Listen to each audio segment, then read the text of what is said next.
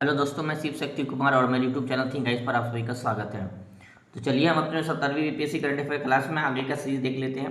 और BPSC exam का जो डेट है दिन प्रतिदिन नज़दीक आता जा रहा है।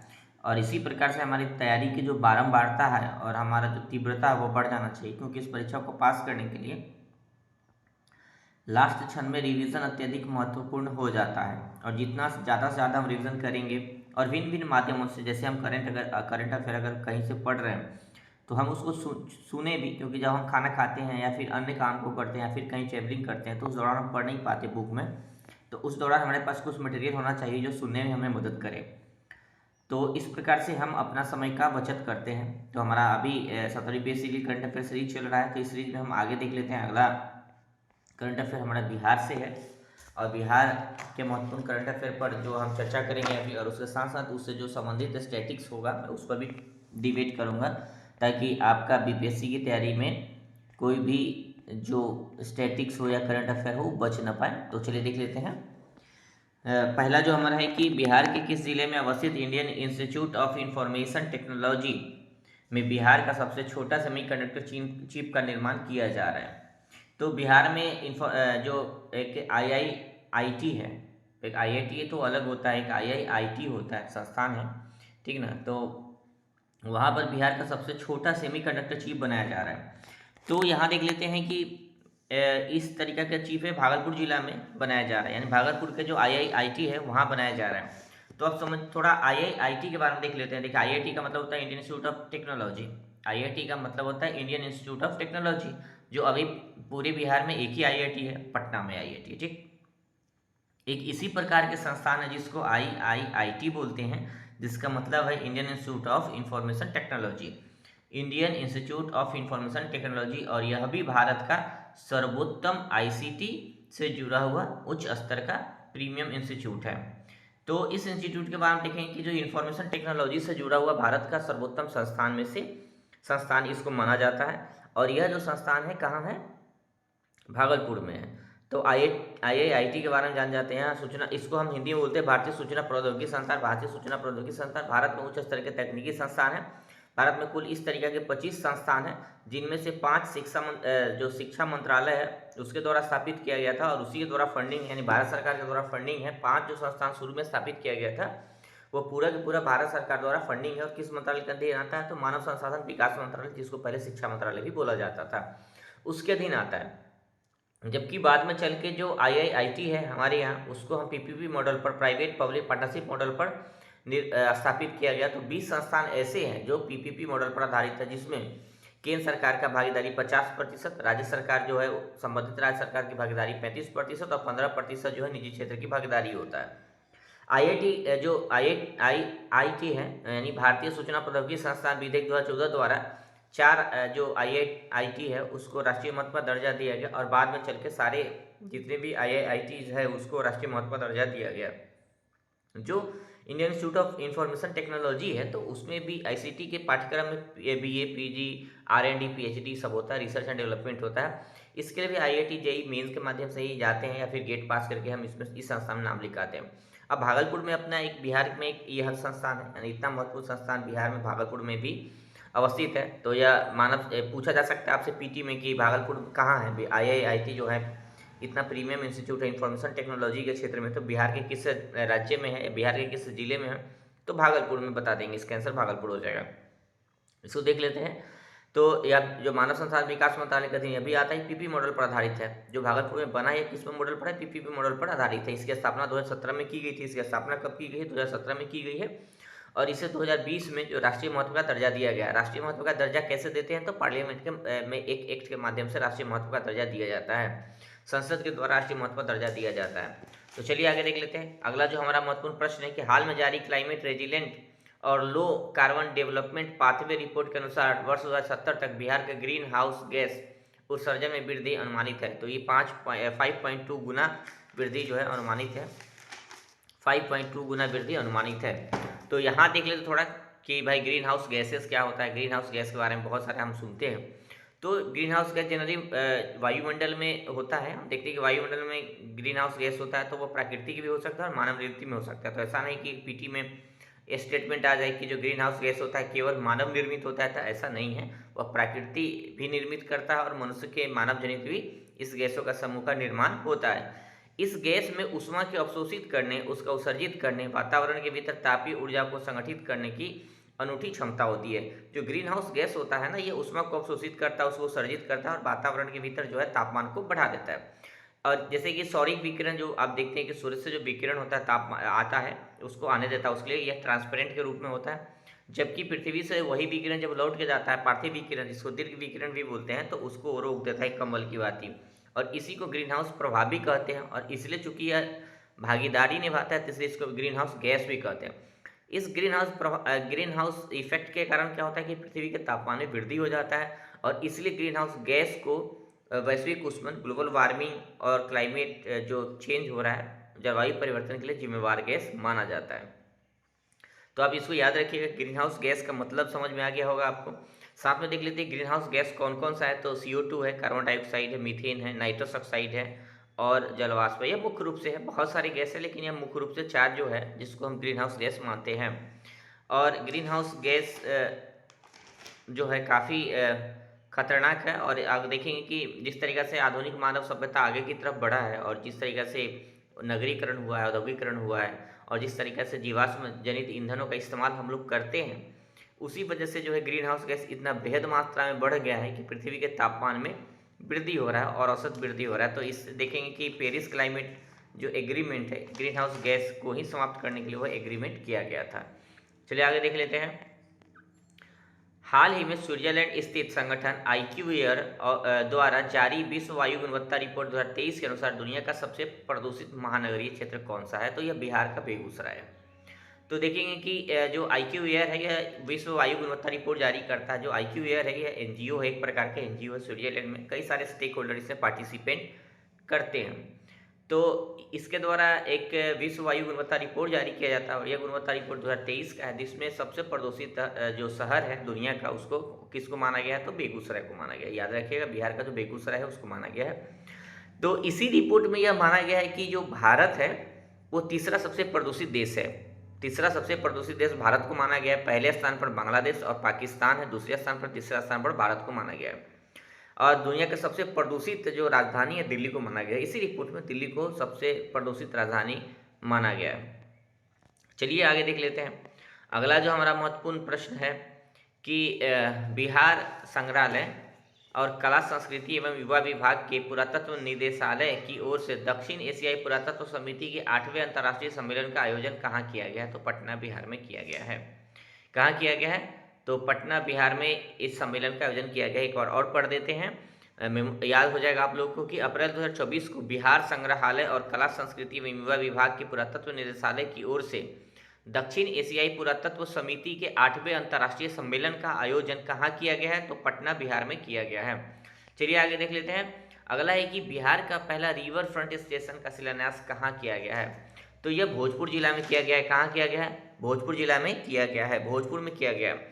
अब यहाँ देख लेते हैं कि रिवर फ्रंट स्टेशन क्या होता है। तो रिवर फ्रंट स्टेशन नदी किनारे बनाए जाने वाला स्टेशन है। मान ली कोई नदी है, वहाँ किनारे पर बना देता है एक स्टेशन, जहाँ से मालवाहक जहाज और पब्लिक ट्रांसपोर्ट जहाज ठहरते हैं या जाते और आते हैं, उसको ठहरने के लिए बनाया जाता है। तो अब समझ में आ गया होगा। रिवर फ्रंट देखेंगे कि कोई नदी है और उस नदी के आसपास एक हम स्टेशन बना देते हैं, जैसे कि बस स्टैंड होता है, वहाँ क्या होता है कि बस आते हैं और जाते हैं। तो उसी प्रकार से एक रिवर फ्रंट स्टेशन बनाया जाता है। वहाँ क्या होता है कि जितने भी मालवाहक जहाज है या फिर पब्लिक ट्रांसपोर्ट जो आदमी को, लोगों को ले जाते हैं, लाते हैं, उनको ठहरने के लिए वहाँ होता है और इन सारी सुविधाओं मिलता है, वहाँ लाभ मिलता है। लोग ठहरते हैं, रुकते हैं, खाना पानी की व्यवस्था होता है, फिर जो वस्तु होता है, सामान होता है, उसको उतारने चढ़ाने की सारी सुविधाएं होती है। तो बिहार के भोजपुर में पहला जो है बना है, और बिहार का यह पहला रिवर फ्रंट स्टेशन होगा। चलिए आगे देख लेते हैं। अगला है कि अप्रैल 2024 को बिहार के नालंदा में 2 दिवसीय कुंडलपुर महोत्सव का उद्घाटन किया गया है। उसका उद्घाटनकर्ता कौन थे, मतलब उद्घाटन को कौन व्यक्ति किए थे, तो राज्यपाल राजेंद्र विश्वनाथ अर्लेकर जी हैं। बिहार के राज्यपाल राजेंद्र विश्वनाथ अर्लेकर जी उनके द्वारा किया गया था। तो एक सवाल आपसे यह पूछा जा सकता है कि कुंडलपुर महोत्सव जो है वो कहाँ होता है, तो आप याद रखना नालंदा जिला में। कुंडलपुर महोत्सव कहाँ मनाया जाता है, नालंदा जिला में मनाया जाता है। और ऐसा कुंडलपुर महोत्सव क्यों मनाया जाता है, तो महावीर जी के जयंती पर, यानी कि भगवान महावीर जो हैं उनकी जयंती पर मनाया जाता है, ऐसा माना जाता है नालंदा वासियों के द्वारा, या फिर वहाँ के जो लोकल इतिहासकार हैं उनके द्वारा यह माना जाता है कि जो महावीर जी हैं 24वें तीर्थंकर थे, उनका जन्म कुंडलपुर नालंदा में हुआ था, वैसी मान्यता है। और इसीलिए जो है कुंडलपुर महोत्सव मनाया जाता है। चलिए आगे देख लेते हैं। हम देखते हैं कि बिहार में स्वचालित मौसम स्टेशन की शुरुआत कहाँ की गई है। तो एक बिहार में स्वचालित मौसम स्टेशन बनाया गया दरभंगा के ललित नारायण मिथिला विश्वविद्यालय के परिसर में।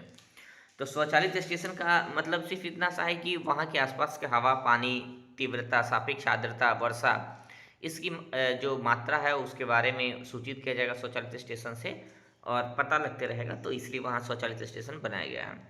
चलिए आगे देख लेते हैं। अगला जो हमारा महत्वपूर्ण करंट अफेयर है कि अप्रैल 2024 को गेल इंडिया लिमिटेड ने अपने किस परियोजना के लिए प्रतिष्ठित 15वां CITC विश्वकर्मा पुरस्कार जीता है। तो जो गेल इंडिया लिमिटेड है उसको एक पुरस्कार मिला है, CITC विश्वकर्मा पुरस्कार मिला है। वो किस योजना के मिला है? तो बिहार बरौनी, जो बरौनी बिहार का है, तो स्थल है जहाँ तेल एवं गैस उत्पादन होता है।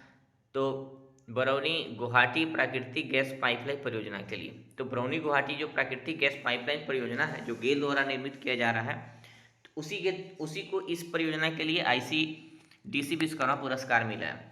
तो बेहतर निर्माण करने के लिए पुरस्कार मिला है। तो आप ये दो चीज़ याद रख सकते हैं यहाँ से कि आपसे ये भी पूछा जा सकता है कि बरौनी गुवाहाटी प्राकृतिक गैस पाइपलाइन परियोजना का जो निर्माणकर्ता कौन है। तो गेल इंडिया लिमिटेड है, एक तो यह हो गया। और गेल इंडिया लिमिटेड को किस परियोजना के लिए मिला है? तो बिहार बरौनी गुवाहाटी प्राकृतिक गैस पाइपलाइन परियोजना के लिए मिला है।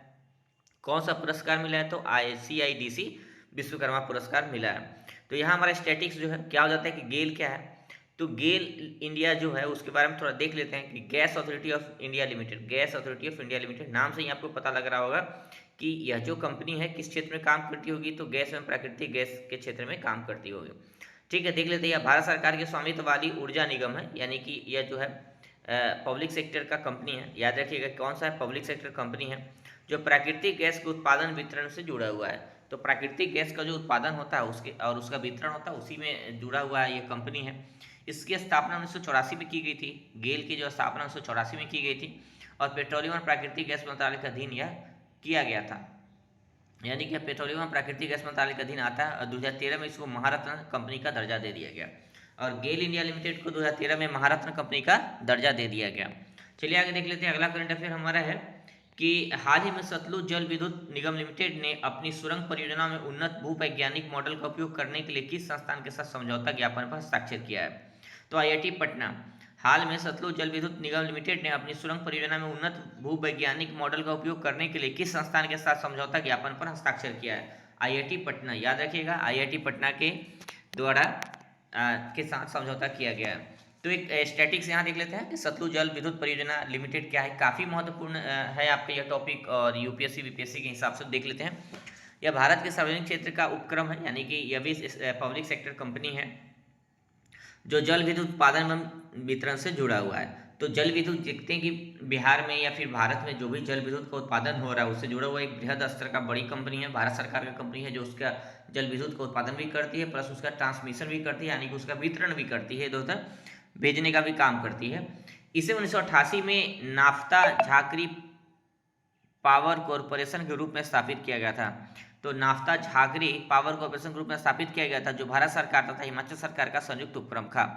तो उस टाइम में संयुक्त उपक्रम था भारत सरकार एवं हिमाचल सरकार का। अभी जो है भारत सरकार का सार्वजनिक क्षेत्र की उपक्रम है, यानी पब्लिक सेक्टर जो है ये कंपनी है।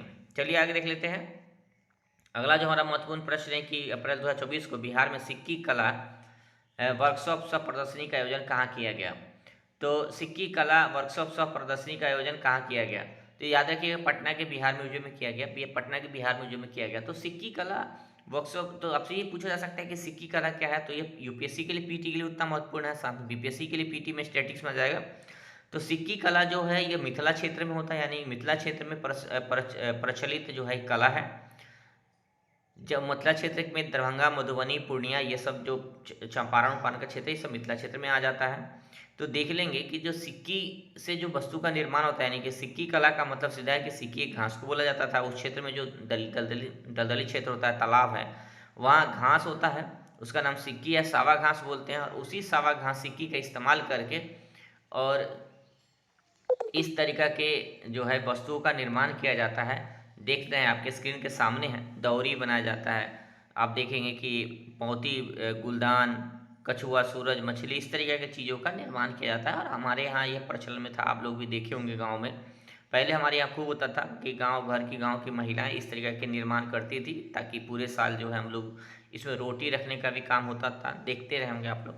तो यही सिक्की कला है, देख लीजिएगा थोड़ा। इसमें प्राकृतिक रंगों का इस्तेमाल होता है। देखते हैं थे कि अब थोड़ा सिंथेटिक या फिर रासायनिक रंगों का इस्तेमाल होने लगा है, लेकिन पहले इसमें केवल प्राकृतिक रंगों का इस्तेमाल होता था। और सिक्की कला का बस इसी से मतलब है कि इसके माध्यम से कई सारे कलाकृतियों का निर्माण होता है, मिथिला क्षेत्र में प्रचलित है, तो याद रखिएगा। चलिए आगे देख लेते हैं। अगला जो हमारा महत्वपूर्ण है करंट हो जाता है कि अप्रैल 2024 को चीन के संघाई में आयोजित तीरंदाजी वर्ल्ड कप स्टेज 1 में भारत को स्वर्ण और रजत पदक दिलाने वाला बिहार के प्रियांशु किस जिले के रहने वाले हैं? तो बिहार के प्रियांशु जी है, तीरंदाजी प्रतिस्पर्धा में शामिल हुए थे संघाई में, और भारत को स्वर्ण और रजत पदक दिलाए थे। तो उनका जो घर है बेगूसराय जिला में है। उनका घर कहाँ है? बेगूसराय जिला में है, तो याद रखिएगा। आगे देख लेते हैं। अप्रैल 2024 को आयोजित IIM बोधगया के छठे दीक्षांत समारोह में मुख्य अतिथि कौन थे? तो अभी IIT जो हमारे यहाँ IIM बोधगया है, उसके छठे दीक्षांत समारोह में मुख्य अतिथि थे उपराष्ट्रपति जगदीप धनखड़ जी। तो आप एक भी याद रखिए कि आपसे पूछा सकता है कि बिहार में एकमात्र IIM किस शहर में है या किस जिला में है? तो आप देख लेंगे गया में है, बोधगया में अवस्थित है। आगे देख लेते हैं। IIM पर हम पहले चर्चा कर चुके हैं कि IIM किस तरीके का संस्थान है। मैनेजमेंट के क्षेत्र में भारत का प्रीमियम इंस्टीट्यूट है, और इस पर डिबेट हो चुका है। तो पहले का वीडियो देख लीजिएगा, इसके बारे में पता लग जाएगा आपको। चलिए आगे देख लेते हैं। अप्रैल 2024 में बिहार के किस व्यक्ति को विश्व आर्थिक मंच द्वारा young global leader of the world 2024 चुना गया है? तो शरद सागर जी हैं। इनको यह अवार्ड दिया गया है किसके? विश्व आर्थिक मंच द्वारा young global leader of the world 2024 award से इनको जो है अवार्ड दिया गया है। तो देख लेते हैं। यह हमारा जो विश्व आर्थिक मंच जो है महत्वपूर्ण बन जाता है कि स्टैटिक्स उनके विश्व आर्थिक मंच जो है, वर्ल्ड इकोनॉमिक फोरम क्या है, उस संस्था के बारे में थोड़ा जान लेते हैं। तो वर्ल्ड इकोनॉमिक फोरम जो है सार्वजनिक निजी सहयोग के लिए अंतर्राष्ट्रीय संगठन है। तो इसका जो स्टेक होल्डर है सभी प्रकार के लोग हैं, चाहे पॉलिटिशियन हो, चाहे व्यवसायिक लोग हैं, चाहे सांस्कृतिक एवं अन्य सभी प्रकार के जो अभिकर्ता है, मतलब भिन्न भिन्न प्रकार के स्टेक होल्डर इसमें शामिल हैं। एक तरीका के NGO है। और आप देखेंगे कि जो विश्व आर्थिक मंच है ये यूएनओ से जुड़ा हुआ नहीं। तो आपसे सवाल आ जाएगा कि भाई विश्व आर्थिक मंच यूएनओ से जुड़ा हुआ है, चाहे यूएनओ का विशेष एजेंसी है, तो इसको गलत हो जाएगा क्योंकि यह NGO है। और जबकि यूएनओ क्या है कि इंटर गवर्नमेंट ऑर्गेनाइजेशन है। याद रखिएगा, जो यूएनओ है तो इंटर गवर्नमेंट ऑर्गेनाइजेशन है, और निश्चित तौर पर जो उसका एजेंसी होगा, जैसे उसका 17 स्पेशल एजेंसी है, सबके सब इंटर गवर्नमेंट ऑर्गेनाइजेशन होगा, निश्चित होगा। जबकि वर्ल्ड इकोनॉमिक फोरम क्या है कि सार्वजनिक निजी सहयोग से बना हुआ है और एक प्रकार का NGO है जिसमें सभी प्रकार के स्टेक होल्डर लोग शामिल हैं। चूँकि काफ़ी प्रीमियम इंस्टीट्यूट है वर्ल्ड लेवल का, जहाँ डिबेट होता है वैश्विक समस्याओं पर, तो इसके बारे में UPSC हो BPSC हो सवाल पूछ सकता है, एकदम संभावना पूरा रहता है। तो देख लेते हैं। ये एक प्रकार के NGO है, इसका मुख्यालय जिनेवा स्विट्जरलैंड में है। और आप नाम सुना होगा दावोस बैठक होता है, प्रति साल होता है, दावोस फोरम होता है, तो यही संस्था के द्वारा आयोजित किया जाता है। इस संस्था की स्थापना 1971 में किया गया था। प्रोफेसर क्लास स्वान थे, प्रोफेसर क्लास स्वान नाम था, जर्मन के प्रोफेसर थे, उनके द्वारा इसका स्थापना किया गया था 1971 में। और उस समय इसका नाम था यूरोपियन प्रबंधन मंच पर इनको कहा गया था, फोरम कहा गया था। 1987 में वर्ल्ड इकोनॉमिक फोरम इनका औपचारिक नाम दिया गया।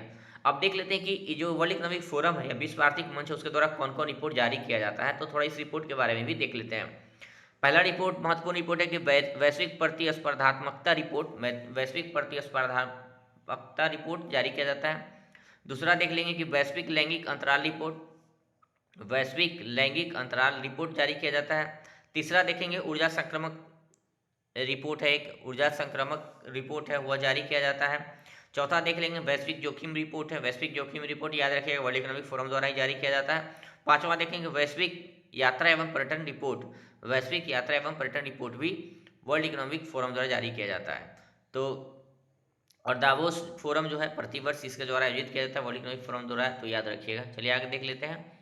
अगला हमारा महत्वपूर्ण प्रश्न है कि अप्रैल 2024 से बिहार सरकार ने अवसंरचना परियोजनाओं के भौतिक एवं वित्तीय प्रगति की प्रभावी निगरानी के लिए कितने विभागों में कार्य लेखा प्रबंधन सूचना प्रणाली लागू किया गया। यहाँ लेखा है, लिखा नहीं, लेखा होगा। इसको वापिस भी बोला गया है, तो वापिस याद रखिएगा कि कार्य लेखा प्रबंधन सूचना प्रणाली। तो 9 विभाग जो है इसमें सम्मिलित हुए हैं, जो अपनी अवसंरचना परियोजना के भौतिक और वित्तीय प्रगति की निगरानी करते रहेंगे ये वापिस के माध्यम से। यानी वापिस का मतलब यहाँ कार्य लेखा प्रबंधन सूचना प्रणाली से है। चलिए आगे देख लेते हैं। ट्रैफिक ऑडिट करने वाला भारत का पहला राज्य कौन बन गया है? तो बिहार राज्य। तो ट्रैफिक को ऑडिट करने वाला, ट्रैफिक सिग्नल जितना भी है ट्रैफिक है उसको ऑडिट करने वाला बिहार जो है भारत का पहला राज्य बन गया है। चलिए आगे देख लेते हैं। बिहार के किस विश्वविद्यालय ने राज्य के विभिन्न हिस्सों में जलवायु प्रत्यास्थ कृषि के क्रियान्वयन पर एक महत्वाकांक्षी परियोजना शुरू की है? तो बिहार के एक विश्वविद्यालय है जो राज्य के विभिन्न हिस्सों में जलवायु प्रत्यास्थ कृषि के क्रियान्वयन पर एक महत्वाकांक्षी परियोजना शुरू की है। तो उस विश्वविद्यालय का नाम है राजेंद्र प्रसाद केंद्रीय कृषि विश्वविद्यालय। राजेंद्र प्रसाद केंद्रीय कृषि विश्वविद्यालय के द्वारा यह परियोजना शुरू किया गया। तो चलिए हाँ, हम राजेंद्र प्रसाद केंद्रीय कृषि विश्वविद्यालय के बारे में जान जाते हैं, जो कि बिहार का राष्ट्रीय महत्व इंस्टीट्यूट है, राष्ट्रीय स्तर का जो महत्वपूर्ण इंस्टीट्यूट है, प्रीमियम इंस्टीट्यूट है एग्रीकल्चर में रिसर्च करने वाली और डिग्री देने के लिए। तो देख लेते हैं इसके बारे में। तो बिहार राज्य के समस्तीपुर के पूसा में अवस्थित है। तो बिहार राज्य के समस्तीपुर के कहाँ? पूसा में अवस्थित है। याद रखिएगा कि राजेंद्र कृषि विश्वविद्यालय जो बिहार राज्य के पूसा में अवस्थित है। और जैसा कि देख लें कि कृषि विश्वविद्यालय नाम होने के कारण आप सोच सकते हैं कि मानव संसाधन विकास मंत्रालय के अधीन आता होगा, चाहे शिक्षा मंत्रालय जिनका नाम बदल के मानव संसाधन विकास मंत्रालय हो गया के अधीन आता होगा। तो ऐसा नहीं है, ये कृषि कल्याण मंत्रालय के अधीन आता है। कृषि एवं जो कृषक कल्याण मंत्रालय है भारत सरकार का, उसके अधीन आता है। अब देख लेते हैं कि भारत के जो 26 कृषि विश्वविद्यालय उनमें से एक है। भारत में टोटल 26 कृषि विश्वविद्यालय है, उसमें से एक यह भी विश्वविद्यालय है। इसकी स्थापना देखेंगे 1905 में लॉर्ड कर्जन के समय हुआ था। तो याद रखिएगा, महत्वपूर्ण फैक्ट है कि जो राजेंद्र कृषि विश्वविद्यालय है उसकी स्थापना लॉर्ड कर्जन के समय 1905 में हुआ था। और उस समय इसका नाम इंपीरियल कृषि अनुसंधान संस्थान था। उस समय इसका नाम जो था इंपीरियल कृषि अनुसंधान संस्थान था।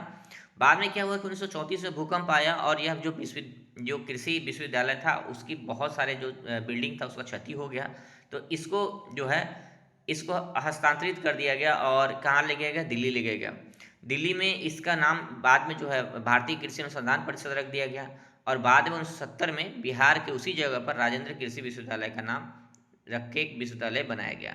तो याद रखिएगा, और यह एक राष्ट्रीय महत्व का संस्थान का दर्जा प्राप्त है। तो पहले जो इंपीरियल कृषि विश्वविद्यालय था 1905 में स्थापित किया गया था, उसी के जगह पर 3 दिसंबर 1970 को राजेंद्र कृषि विश्वविद्यालय स्थापित किया गया। तो यह था हमारा करंट अफेयर और साथ साथ स्टैटिस्टिक्स। तो दोस्तों हमारा अगर जो वीडियो है सीरीज़ है अगर अच्छा लगा हो तो निश्चित तौर पर लाइक कीजिएगा, सब्सक्राइब कीजिएगा। Thank you.